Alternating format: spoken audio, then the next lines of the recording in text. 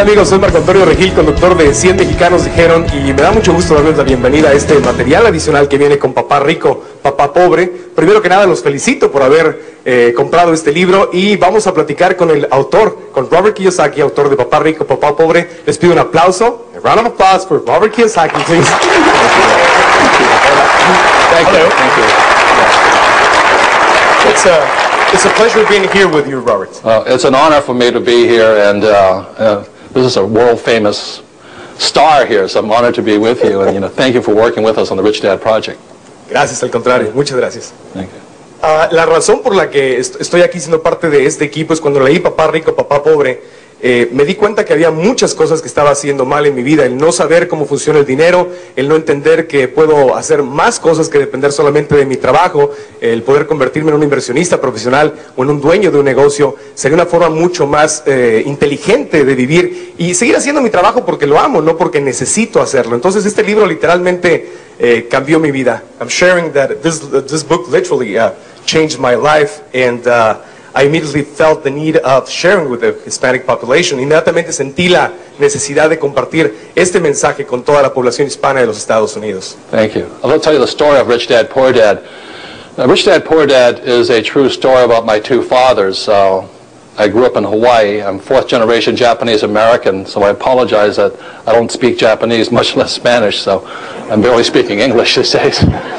So Rich Dad, Poor Dad is a very simple story about my two fathers. My real dad was the head of education for the state of Hawaii. Very good man, hardworking, PhD, and high-paid government official. But no matter how much money he made, he was broke at the end of every month, and he ultimately died poor. That's why I call him my poor dad. Great guy, but he had no money. My rich dad was my best friend's father, and although he was a man who started with nothing, he ultimately became one of the richest men in the state of Hawaii. So when you look at the white sand beaches and the blue waters and the palm trees and the hula girls and the big hotels, my rich dad's family owns some of that land under those big hotels. So Rich Dad, Poor Dad is a very simple story of what two fathers, one rich, one poor, tell their two sons about money. And that's why I'm really, grateful that Marco liked the book. Anyway, thank you. Bueno, pues para mí la importancia de escuchar esta historia es darnos cuenta que todos y cada uno de nosotros, si usamos lo más importante que tenemos en nuestra vida, que es nuestra mente, y cambiamos nuestra forma de pensar, podemos accesar a la riqueza, podemos accesar a la abundancia, y nos puede ir mucho, mucho mejor. And sharing that the most interesting part of this book for me is that if we change the way we think about money, the way we learn the way it works, we increase our financial literacy, we can make it big. I mean, we can make much more money. Right. Well, the difference between a rich person and a poor person is the 6 inches between your brains here. That's all. This book was designed to change the way a person thinks, but also this cash flow game here, which I'm really happy to announce is now in Spanish also, was designed to change people's minds, to give them the financial education so that a person can start thinking and acting and doing like a rich person. And the way this all came about is very simply, I was talking to Marco and I said, how do we reach, the people, the Spanish-speaking people throughout the world? And he says, why not just start here in America, because there's 40 million, Hispanic or Spanish-speaking people in America, because these are the influencers through the rest of the world. So by working with Marco here in America, we can, help other Spanish-speaking people all over the world, right here in America. Because as Marco and I are concerned about is you have so many people running across our borders, from South America, Central America, and Mexico, and wherever they come from, not because they love America, but because they need the money. And they're very brave people, but also there's a loss of dignity, I guess, also if you have to leave your own country just to come to work for money. So this is our way of giving back, because he and I have been very fortunate, very blessed. But the way you help other people is by not giving them money, because the more you give people money, the more you give poor people money, the more poor people you create. So what we're creating is a financial education company that'll train people to train their friends and their families to become more financially viable, stronger, and so that they don't have to run away from their homes just for money. Es por eso que estamos aquí y podemos aprender a través de Papá Rico, Papá Pobre y los siguientes libros, y sobre todo jugando Cash Flow, que está disponible ya en los Estados Unidos en la dirección de la página de internet que aparece en este momento en pantalla. Ahí lo pueden adquirir, pueden hacer clic e ir y al juego se los podemos enviar por correo. Yo le quisiera pedir a Robert Kiyosaki que nos explicara un poco cómo funciona el cuadrante del flujo del dinero para poder aprender más cómo diferentes personas tienen un punto totalmente distinto de cómo funciona el dinero. Can you talk a little bit about the cash flow quadrant and the way it works and how different people see the money? Sure.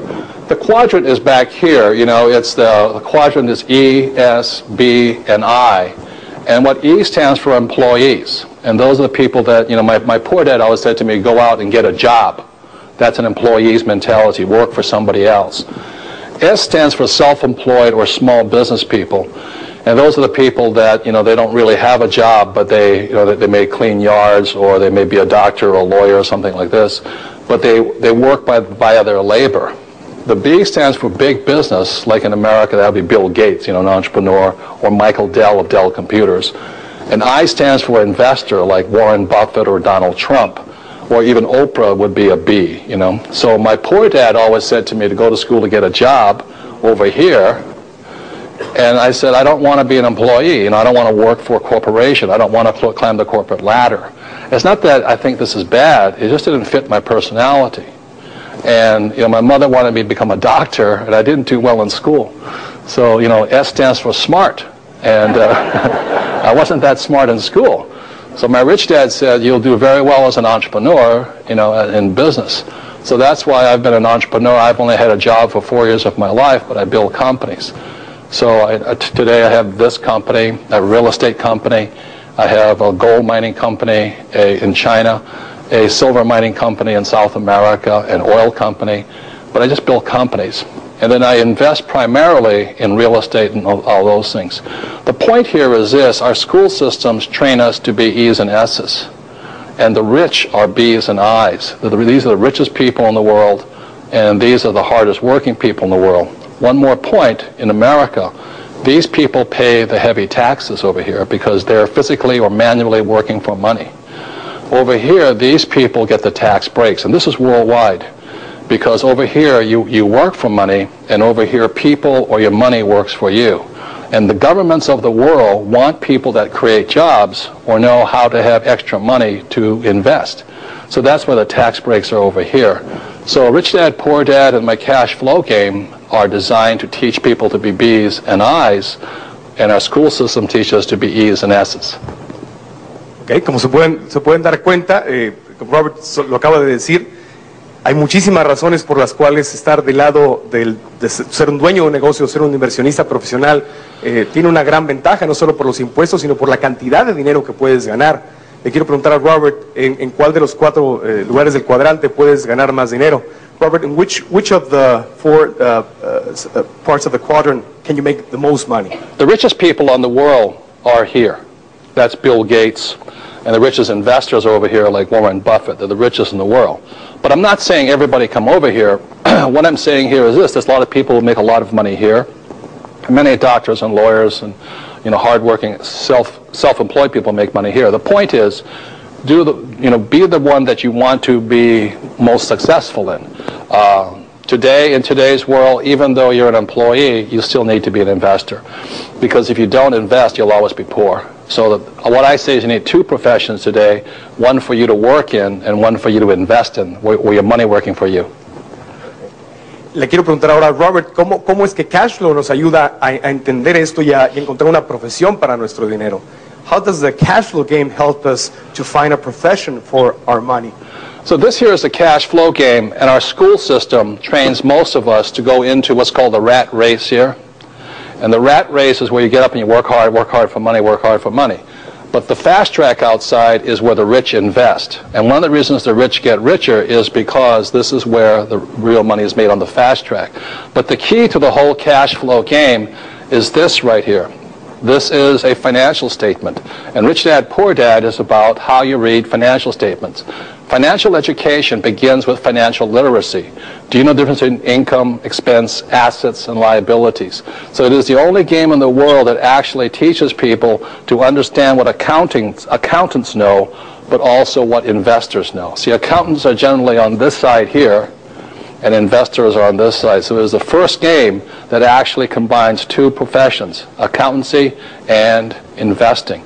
And that's what makes the game so unique. It's not an easy game, but it's a very powerful game because it gives people the financial education to learn how to have money work hard for them so they don't have to work hard for money.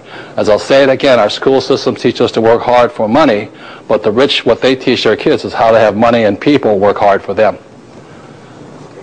Le quiero preguntar a Robert por qué es importante o cuál es la ventaja de aprender con un juego de mesa en contra de solamente leer el libro. What would be the advantage of playing a game and learning as opposed to just reading the book? Well, I love this game because as a kid I didn't do well in school. I found school really boring, and I always liked games.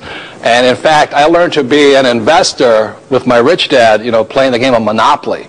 And when I was just 9 years old, my rich dad would play Monopoly with me over and over and over again. And he said to me, he says, the formula for great wealth is found in the game of Monopoly. And most of us know the formula. It's 4 greenhouses, 1 red hotel. 4 greenhouses, 1 red hotel. So when I was 9 years old, I saw the future. I went, oh my goodness, that's all I have to do. And my rich